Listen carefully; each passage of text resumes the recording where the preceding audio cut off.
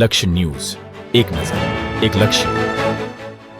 Del ગામે શ્રેષ્ઠ પશુપાલક ગણેશભાઈ પટેલની બનાસ ડેરીના વાઇસ ચેરમેન દ્વારા મુલાકાત.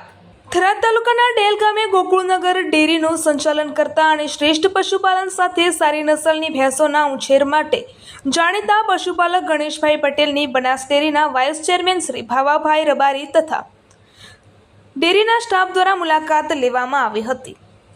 ગણેશભાઈ પટેલ લાંબા સમયથી પશુપાલન ક્ષેત્રે સારી કામગીરી કરી રહ્યા છે અને ઉચ્ચ ગુણવત્તાની નસલની ભેંસોના ઉછેર માટે પંથકમાં તેમની આગવી ઓળખ બની છે. તેમની પશુપાલન પદ્ધતિ અને ઉછેરવામાં આવતી ભેંસોને જોવા માટે બનાસ ડેરીના વાઇસ ચેરમેન તથા સ્ટાફ ડેલ ગામે પહોંચ્યા હતા.